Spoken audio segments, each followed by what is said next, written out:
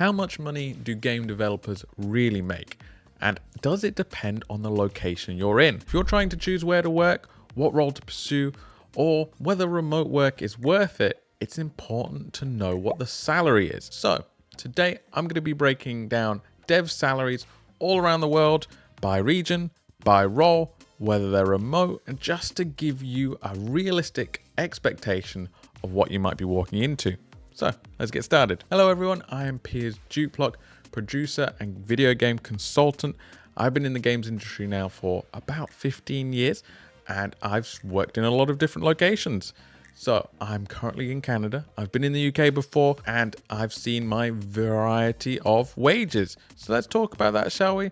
Let's give you a little look at the locations and the remote possibilities for some of these countries. We'll start off with what affects a game dev salary. So number one, we're looking at the location, both the studios and yours, the studio size and the amount of funding they can pull in, the role type, tech versus creative versus business, for instance, the experience level, the seniority, the remote versus in-office aspect and hybrid as well, and the cost of living and salary norms of the location. In 2025, you think a lot of roles are remote these days. However, the location still plays a big role. Bigger than you might expect even. So let's dive into some real examples. All the numbers I'm going to talk about here are in US dollars. Just to make it simpler, we're going to average them all out to USD. So with that, we're going to start in the US. So in the United States, a junior developer can expect to make about 60 to 85K. Mid-level, 85 to 110, and seniors can make 110 upwards from that, really. Maybe even hitting 160, 170. So obviously the pros of being in the US is that you get the highest amount of money potentially. You also have a lot of roles. There's a lot of companies in the US.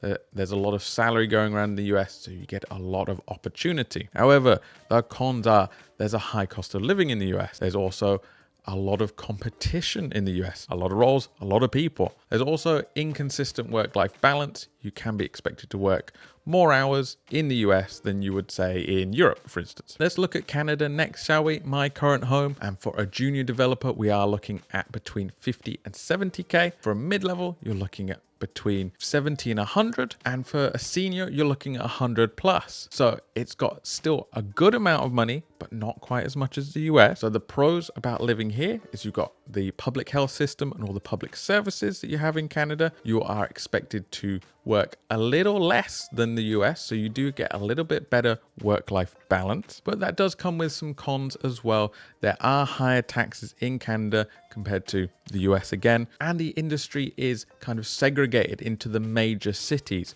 So you're thinking Montreal, Toronto, and Vancouver. So if you do want to move around the industry, you are also moving around the continent. It's a big one. Next up, we're going to go to the United Kingdom, my former home. And there, for a junior, we're looking between 35 and 50K. At mid-level, between 50 and 70K.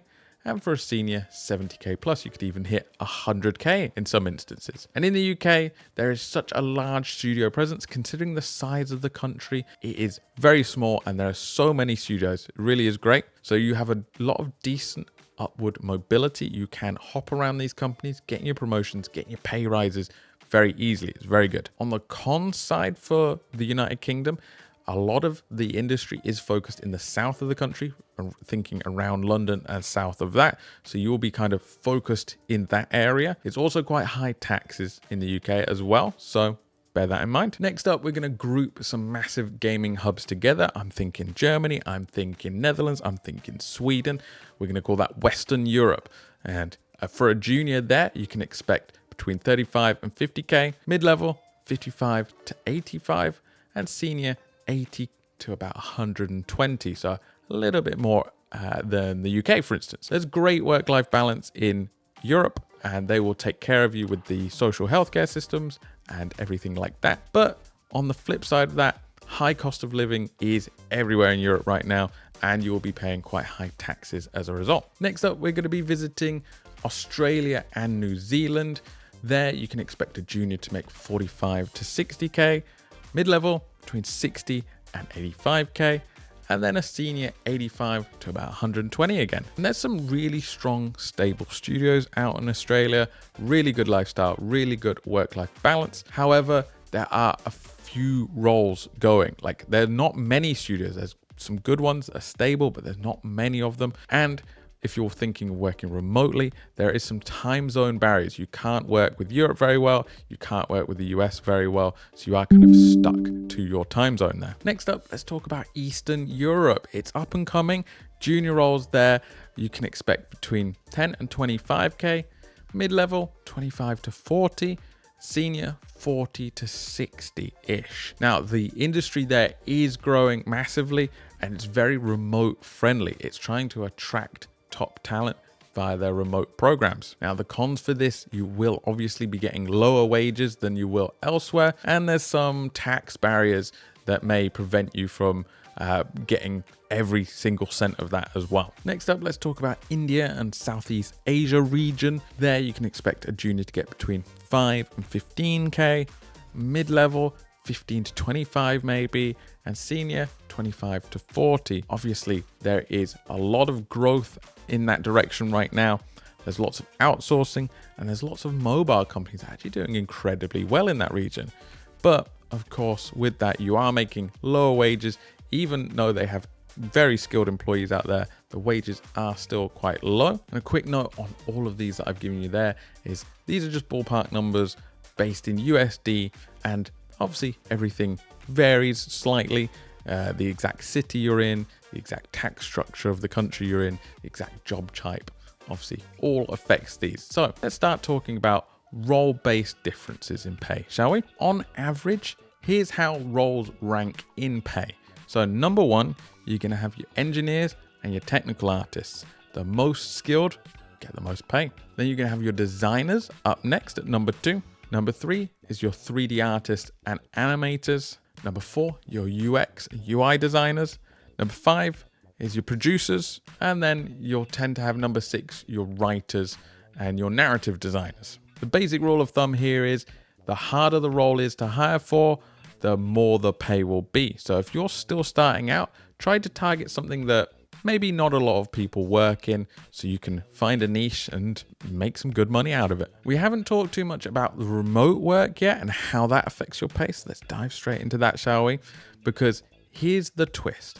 Most companies will still adjust your pay based on your location rather than the job you have. If you are working remotely, this is. I know most of you want to get a job in Silicon Valley for 500K and then work on a beach in Jamaica, but unfortunately, that's just not gonna fly with those wages. What this could mean is that you can't necessarily expect a Silicon Valley type pay deal when you're not necessarily in that location. If you're somewhere with a lower cost of living, they will try to match your.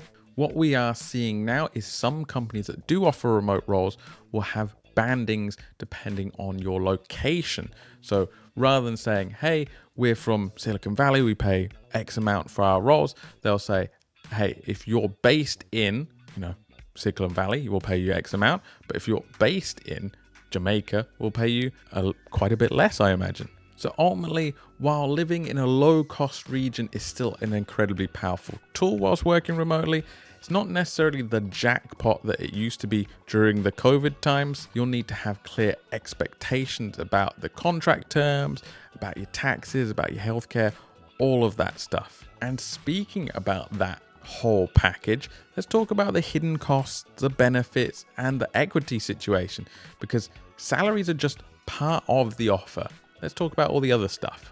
So the other things that also matter regarding healthcare, especially in the US, you've got to have your healthcare covered. We also do it here in Canada, and I know some parts of Europe are also now starting to do private healthcare. Equity, do you get stock options? Not necessarily part of your salary package, but it could still be worth quite a chunk of money. Your bonuses, whether they're definitely going to happen, whether they might happen, all those things to consider, and how much the percentage is as well. Your workload.